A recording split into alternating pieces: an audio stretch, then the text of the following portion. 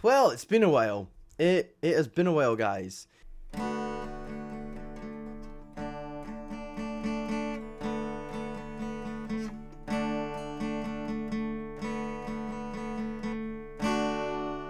We are back. Hello, everybody, and welcome back to another episode of Faster Than a Bullet. You may realize that the audio is a little bit lower. I think I'll edit it in post-edit. But I've got a new microphone. Well, it's the same microphone, but it's a new one because I broke the last one because I am an idiot. But yes, we are back. Because there's only one piece of racing on this weekend, I thought I would just sort of review what happened last weekend, because there wasn't really much, to be honest. I mean, if we're being completely honest, everything happened that we expected to happen. Tell you what, I'm just going to hold this, actually. Everything happened that we expected to happen. With IndyCar and with NASCAR, everybody won that we expected to win. And then WEC was actually, I didn't catch all of it, but I caught a lot of it. I managed to watch the last part of the NASCAR race, last 20 or 30 laps of it. I watched all of IndyCar, and I watched about an hour or two of WEC, because I had a very busy weekend last weekend. I was watching the football, my girlfriend was at mine's, and my flat. I was very busy. So that's what I managed to catch. I'll very quickly do a little review of that, but it won't take too long. And then we're going to preview this weekend, and there's only one thing on with this weekend, and that is MotoGP. Oh wait, no, sorry, I've got that wrong. NASCAR is on as well. NASCAR is on from Talladega. I was wondering, because I was watching a Michael Marutz video, because I watch Michael Marutz's videos because they're quite funny. He was doing a NASCAR 15 career mode episode, and he was talking about how he was at Talladega and how that matched with real life, and I was like, wait a second. I didn't see that, but I've seen it now. So Talladega's on this weekend, as is MotoGP, so we're going to preview that. But first of all, we'll just very quickly look over NASCAR, IndyCar, and the World Endurance Championship. I'll start off with the one that was the least boring, and that was WEC. Now, the thing is it wasn't great, but it was better than the other two. So we'll start off with WEC. One thing I will definitely say is that I found it so annoying that the adverts went when they did. I've got a few notes here, actually, about it. So the notes I had made was that, where are they? I made like a list of notes about it. I don't know if are they in the songs part? Maybe they are, I don't know. I'm having a look. I'm trying to figure this out because I put them somewhere. Here we go.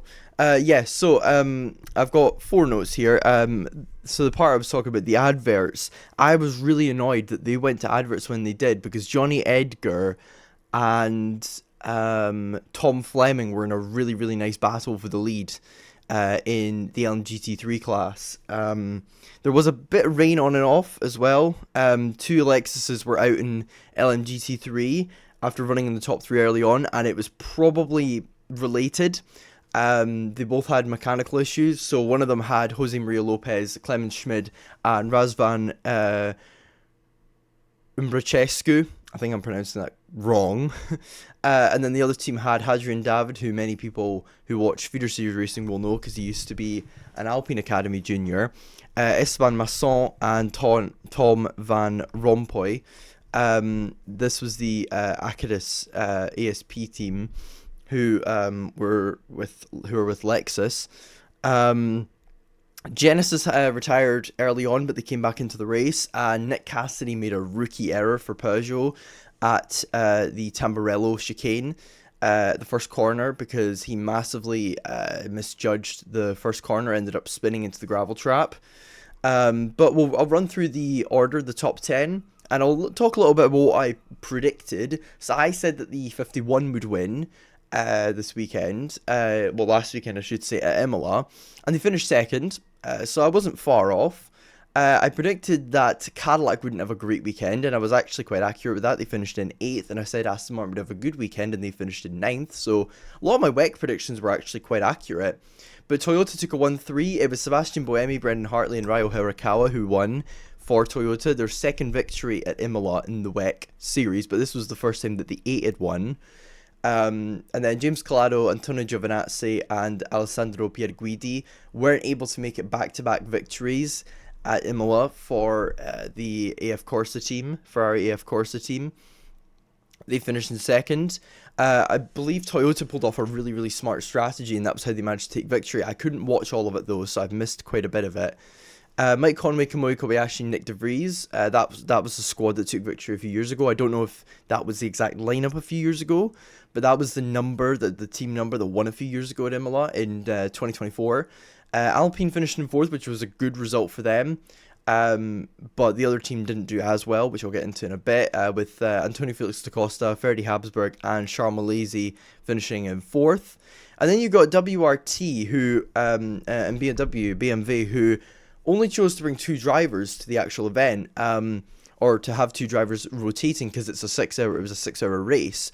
So BMW had Robin Freins and Rennie Rast in one entry, and the other one had Kevin Magnussen and Raffaele Marciello. So 4 very talented drivers, a very good GT racer in Rennie Rast, also another good GT racer in Raffaele Marciello, and then 2 drivers with plenty of single-seater experience in Robin Freins and Kevin Magnussen. They finished in 5th and 7th. And despite the fact that they started 1-2 on the grid, Ferrari only had one car inside the top 5, because Fuoco, Molina, and Nielsen finished in 6th for the other Ferrari AF Corsa factory entry. Cadillac, as I said, were 8th with Errol Bamber, Sebastian Bourdais. They also had only 2 drivers. Same with Aston Martin, who took their first ever points at Imola, because they're better around the higher speed tracks, from what I heard on the commentary anyway. And they had Tom Gamble and Harry Tinknell driving for them. And then in 10th was Phil Hansen, Robert Kubica, and Yiffy Ye, the squad that won Le Mans last year. They took the last points for Ferrari. Outside the points, you had Joe Guinon, Frederick Machiavecchi, and Victor Martins on his World Endurance Championship Hypercar debut. So a disappointing day for them. Sorry, a disappointing day for the Peugeot team especially, because they didn't score any points, which is quite surprising because they have been not that bad recently. I think they've had quite a few double point scores, in fact, in the last few races. Yeah, so this is the first time that they didn't have a double point score since Spa last year. Have either car in the points since Spa last year. And if you're discounting retirements, then it's the first time since Le Mans in 2024. So that shows Peugeot have had a very difficult start to the season. Of course, they have been very good in World Endurance Championship, especially last year. They took a couple podiums, but overall they were 7th in the standings, which isn't great considering they've been in WEC since 2022. So they'll be wanting to work on that. And then the other Cadillac entry was in 13th with Will Stevens and Norman Nato. Not a very good day for them. The other Aston Martin entry was 14th. And I would have expected Aston Martin to be around about 12th or 13th. So that's why I said, I predict, well, that's where most people would expect them to be. So I thought, I was thinking, maybe they might manage to sneak a couple points in, and they did. They did better than I thought, though. I thought they might finish 10th, but they finished 9th in the end, which is quite good. Although they did benefit from Nick Cassidy having an absolute brain fart into the Tamburello.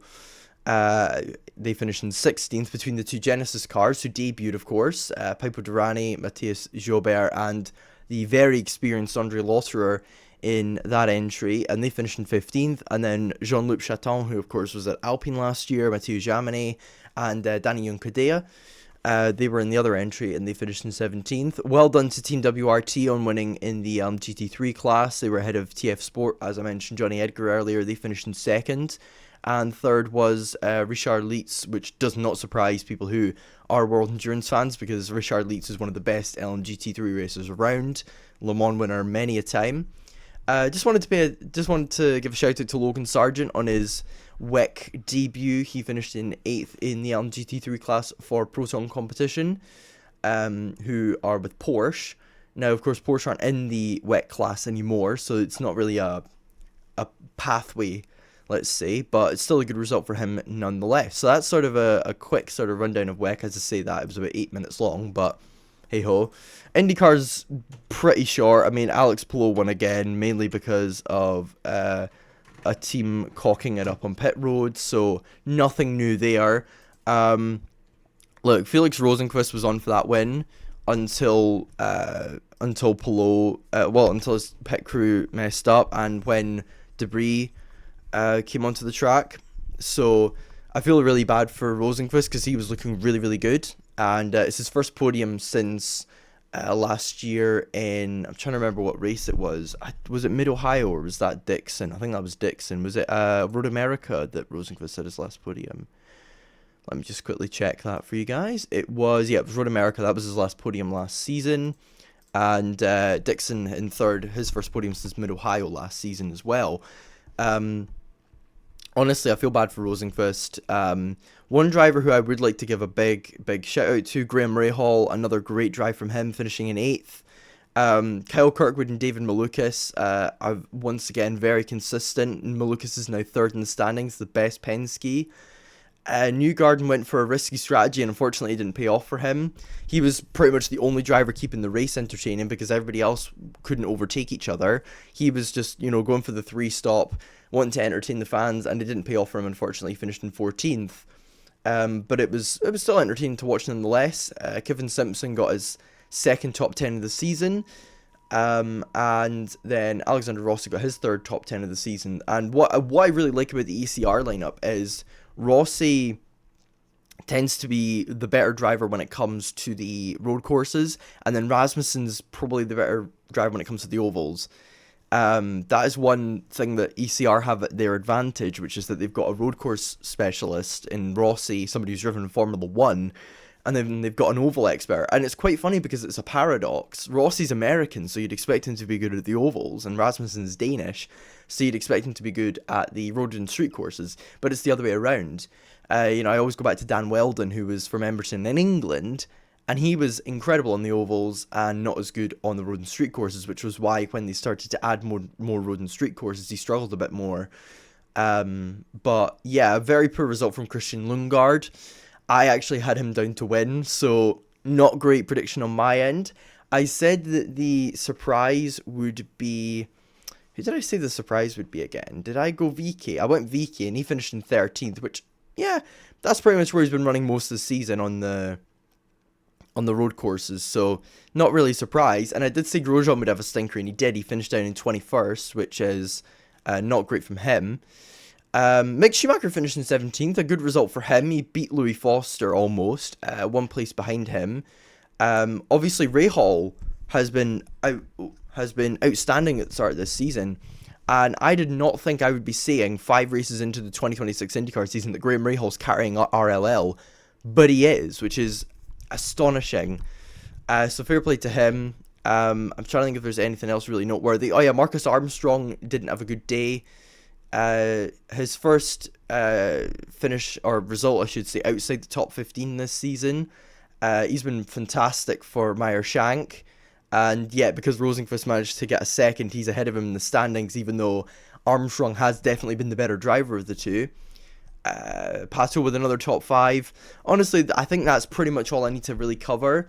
One thing I will say, and by the way, I'm just going to very quickly preface that this is just an opinion, and that I am not accusing anybody of anything, but I am very convinced that Chip Ganassi are messing with other pit crews, because how the heck is Alex Palou winning every single race weekend when he is winning races, and it's usually because the team's had a faulty pit stop? Right. St. Petersburg, okay, he won that because he was just the quickest guy. Barber, he won that because of an error on pit road by McLaren. Long Beach, he won because of an error by Meyer Shank.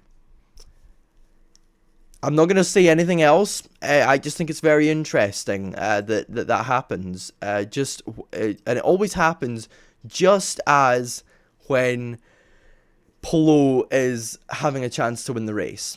Anyway, we move on to NASCAR, and that's the final part that I'm going to be reviewing, and then we'll just get straight into the previews. And I've just noticed that there's a bit of cereal stuck in my keyboard, so excuse me for a second while I try and work this one out. We move on to Kansas, and I've heard from a lot of people that it was a pretty dull race. We had a very exciting end to it, I must say. Denny Hamlin robbed of another race victory because of Cody Ware spinning. And the thing is, a lot of people will lay the blame at Cody Ware's door, but I will say, right, Denny Hamlin said on his podcast, which I cannot remember the name of off the top of my head, that Ware wasn't at fault and that the team had basically put him on a suicidal mission of trying to go 60 laps on a set of tyres, which didn't work. He ended up spinning and brought out the caution when there was literally, when Hamlin was less than like half a kilometre, maybe less, from the start finish line to start the last lap. So Reddick kind of got gifted the win in a way, but obviously I get why they threw it out, because I mean Ware was literally, you know, he had spun. But one thing I could have definitely told you, watching that, well, just remembering the results of it, was that RFK had another good day, and they did. 6th, 10th and 11th. I'm going to keep rattling this home. RFK are one of the best teams on the grid at the moment, and they've really started to go back to what their form was back when it was just Roush Fenway, back when Kyle Busch was driving for them.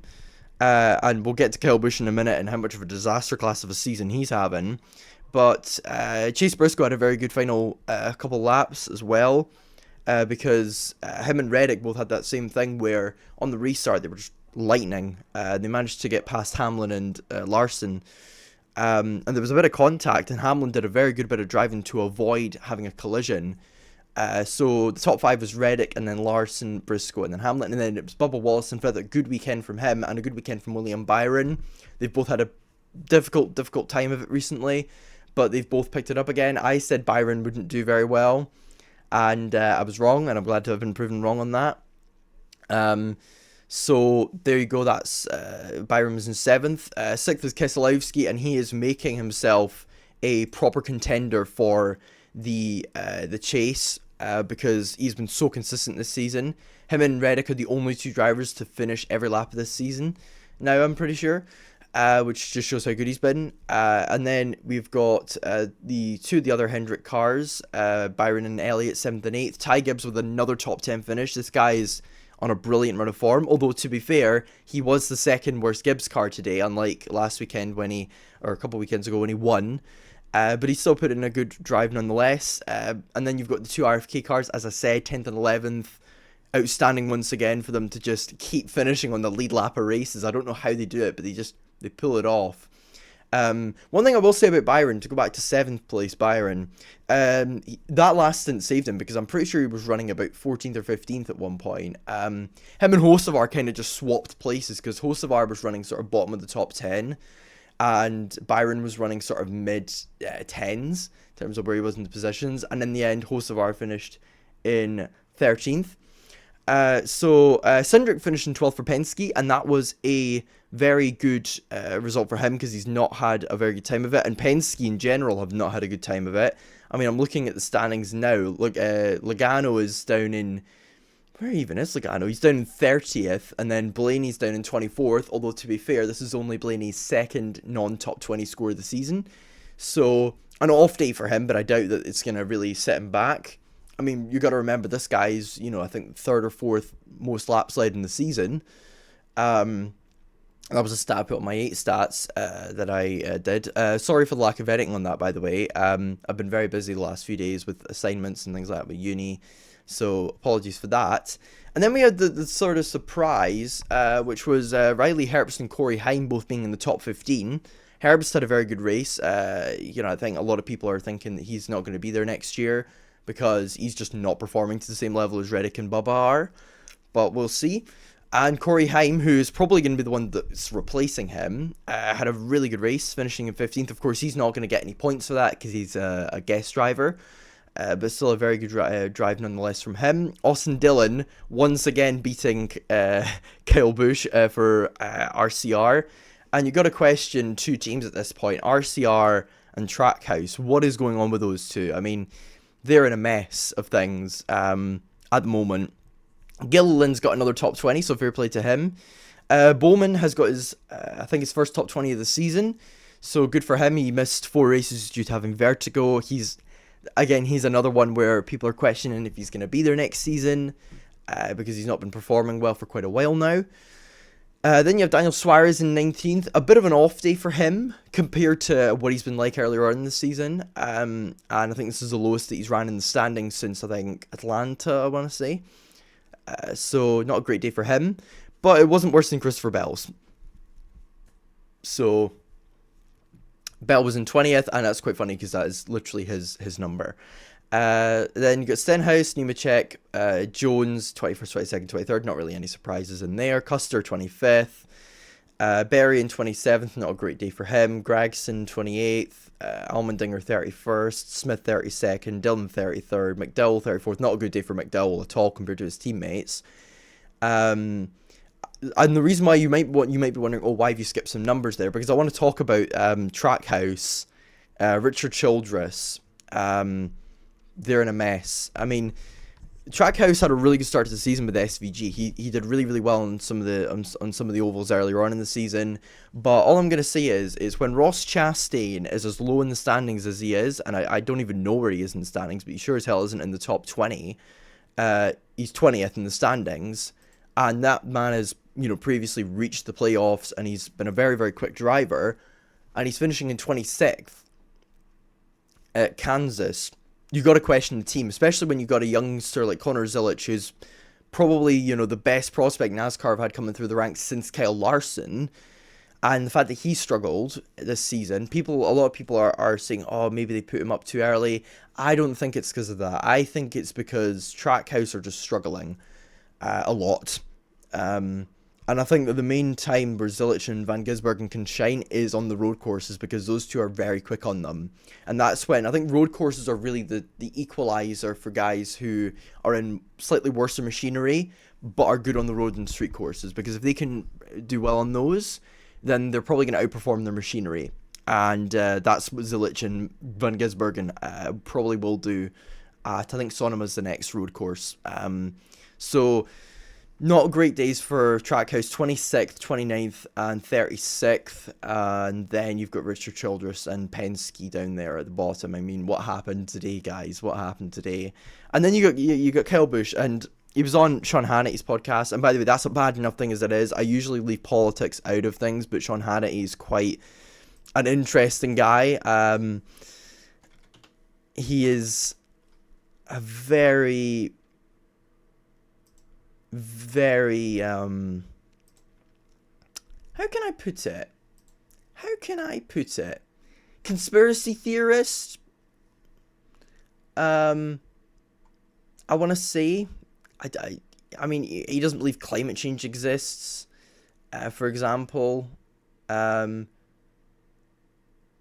He's not great, and so for Kyle Busch to appear on that podcast isn't great. But the thing is right, for me, when you watch NASCAR, you kind of have to get used to things like that, because it's a bit more of a right-leaning sport in terms of the people that are in it.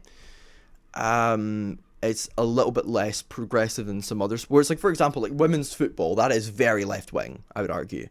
Very left-wing.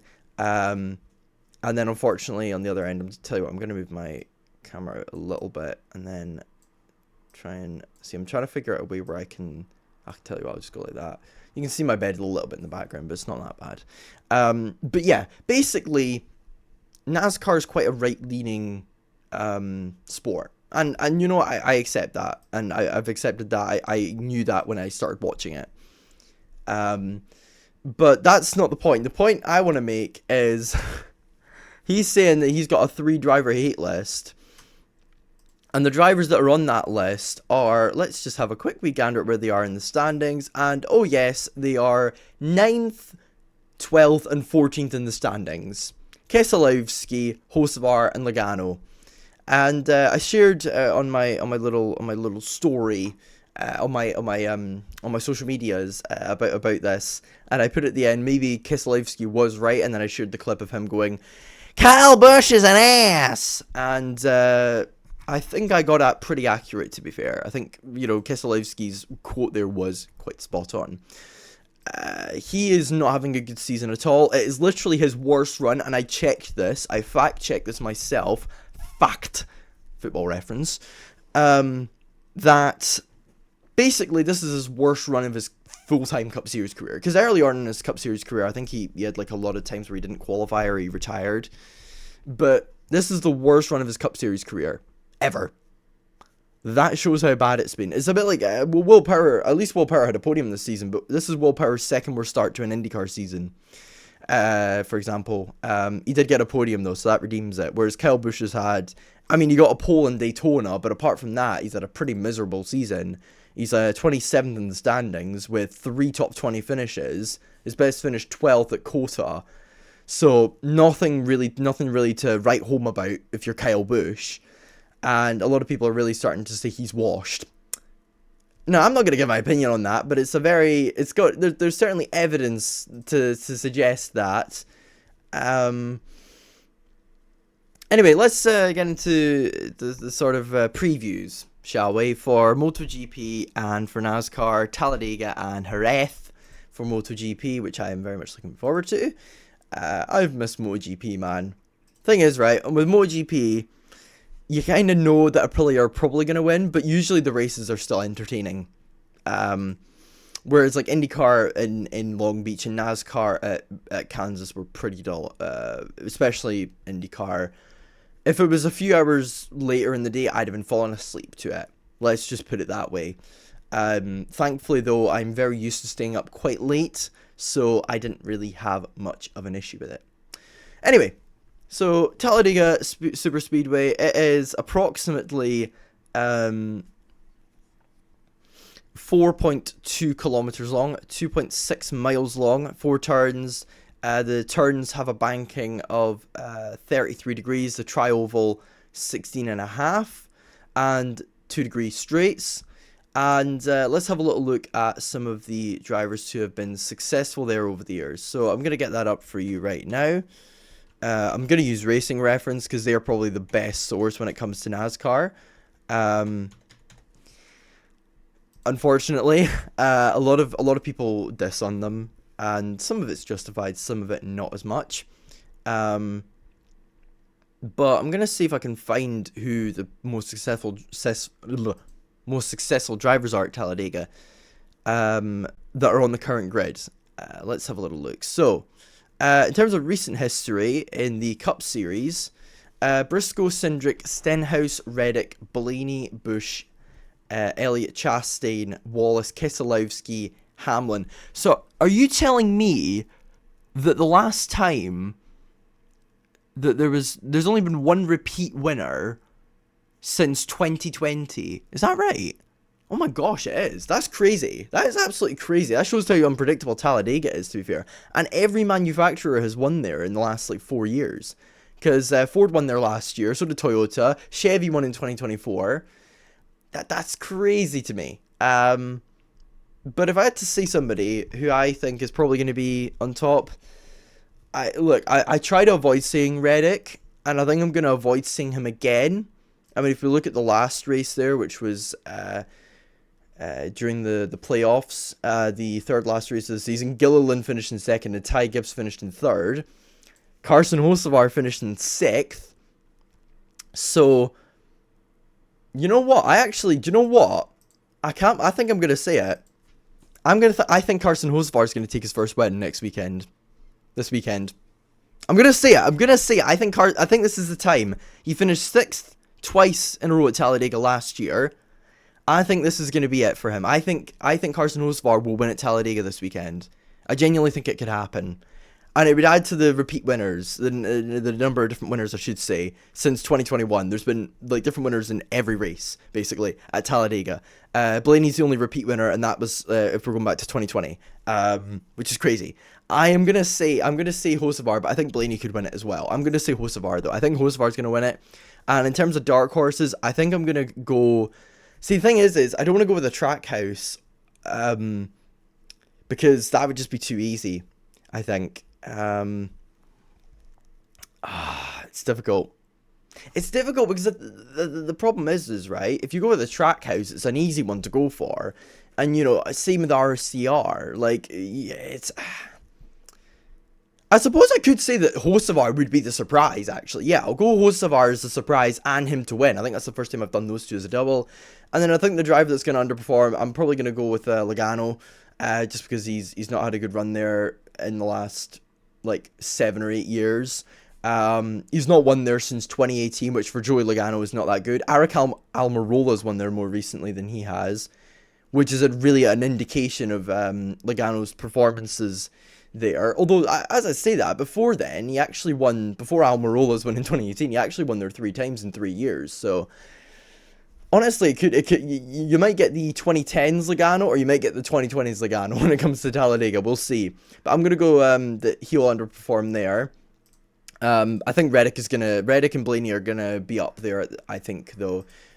So maybe one end of the Penske camp will be happy, one will be just in the middle like Cindric usually is, and then Logano probably won't be happy. So that's sort of a preview of Talladega, and then we get into MotoGP. Now, Jerez is such an amazing track for motorbikes. It's absolutely magical. And if anybody was going to win, if Marc Marquez was going to win any race this season apart from the Sachsenring and Kota, it would probably be Jerez. That's what I would say. He's got a very good record around Jerez, from my recollection anyway, and he is a very, very quick driver. So I would not be surprised if he performs very well around there. Who won it last year? It was actually Alex that won here last year, to be fair, and that was his first victory. However, I think Marc Marquez crashed in that race, didn't he? And oh my gosh, Fabio Quartararo finished second. That is crazy. That is absolutely crazy. Quartararo finished in second. Did Marquez crash? I think he might have, but I'm not sure. I mean, where did he actually start in the race? Yeah, he started in second, so I think he crashed last year. But he's got a good record around there from my recollection. I mean, if I look at the list of wins that he's had, let's have a look. So, 2024 he finished second there. 2019 he won. 2018 he won. 2017 he finished second. Yeah, he's got a good record around Spain. I've glossed at it, and he's got a good record there. Not as good as Kota and Sachsenring, but he's got a good record there. Whereas, if you look at Aprilia, they've got, I think, quite a mixed bag when it comes to there. I'm trying to see if there's a page for the Spanish Grand Prix for motorbikes, just because I want to see who's the most successful around there in the last sort of 10 or 15 years. But, oh wait, hang on. I'm looking. Okay. Yeah, so 2025, Alex Marquez won there, so he's the defending race winner for that track. Pecco Bagnaia won there in 2024. And then in 2023, it was, again, Pecco Bagnaia. So, I mean, Pecco's got a good run around there as well. So, both Ducatis could be expected to do well. But Aprilia have won every race this season. That's a Grand Prix anyway. They haven't won all the sprints. So, it's very difficult to predict. Do I go for a Ducati win? Or do I go for an Aprilia win? I'm gonna say Marc Marquez wins. I think I said that in, did I say that in Brazil? I don't know if I did. Did I actually cover Brazil? I don't know if I did. I think I said that the last time and he didn't win it, but maybe this time it'll be different. I think Marc Marquez is gonna win, take his first win of the season. I think Bezzecchi will probably be second, and then I'm probably gonna just go Martin third. It's a safe bet to go for Martin and Bez in the top 5 anyway, because both of them have been in the top 5 in every race this season. So there you go. Acosta's going to be outperforming the bike again, probably, and either he'll finish in the top 5 or he'll bin it, because he's overriding the bike. Morbidelli will probably crash again. Although, as I say that, he actually has finished every race this season, so fair play, Franco. You've actually proved me wrong there. Johan Mir will probably crash. That's a fair bet. I think the man to watch out for, I'm going to say Luca Marini's going to be sort of the one to watch out for, because he's been very quick this season for Honda. He's been the best Honda this season. Top 10 in 2 races, 11th in the other. So he's going to be very good. I think DG will be up there as well. At least 3 Aprilias are probably going to be quite quick as well. I'm going to predict, yeah, Marini I'm going to go for outperformer. And then underperformer, I'm going to say... Who am I going to say? I could go Alex Marquez because he is the defending race winner, and I don't know if he would be up there. Yeah, I tell you what, I'm going to say him for that. And then, as I said, I think Mark will win the race ahead of Bez and Jorge Martin.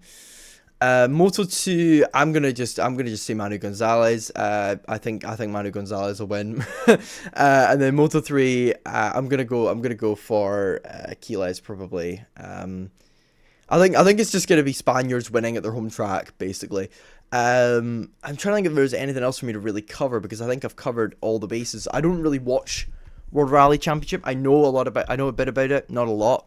I know that they are racing around Las Palmas this weekend, which is going to be quite interesting to look out for. But, yeah,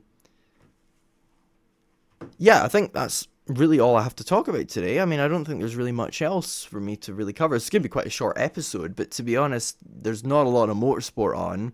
F1 and Formula 2 and Formula 3 are off at the moment. There's no IndyCar this weekend, and there's no WEC either. So I think that's pretty much everything from Faster Than a Bullet. I'm trying to think what episode we're on now. We must be getting close to 10 episodes, I think, now, which is quite good. I don't think I've ever managed to make a podcast that long in terms of series, but I'm very determined to continue this. Oh god, the football at the weekend. I've just remembered that because I was looking at my feed there, and oh my god, the Celtic game gave me heart palpitations. Anyway, that's the end of episode number 8. I've looked at it of Fast and a Bullet. I've been your host, Liam Ploetner, and I will see you all next week, where we will be. Let's have a little look. I think F1's back next weekend, if I recall correctly. Let's see, am I correct? Yeah, and it's Miami. Great. Woo! Yay! I'm looking forward to F1 being back, and it's Miami. A notoriously dull race. And then NASCAR are in Texas. What's Texas's nickname again? Texas nickname. What is it? What's Texas's nickname again? Lone Star State. That's what it is. Anyway, so NASCAR is going to be in the Lone Star State, not this weekend, but next weekend. I'm going to try and watch as much as I can. My girlfriend's going to be again at Mines though, so I can't guarantee that I'll be able to watch everything. It's her birthday next week, so we're sort of celebrating it this weekend. Yes, I'm dating a woman that is older than me. She's not that much older than me. She's only a few months older than me, so give it a rest, guys. She's not really into racing, by the way. If you guys want to know, like, she's not really massively into racing. She's not massively into football, but she goes to all the Hibs games because she's a Hibs fan. She's from Edinburgh. Her family are season ticket holders, so trying to think if there's anything else I really have to say. I don't really think so. Anyway, thank you for watching Faster Than a Bullet. This has been episode 8. I've been your host, Liam Ploetner, and I will see you all for episode 9, which will be coming out next week, hopefully. Bye!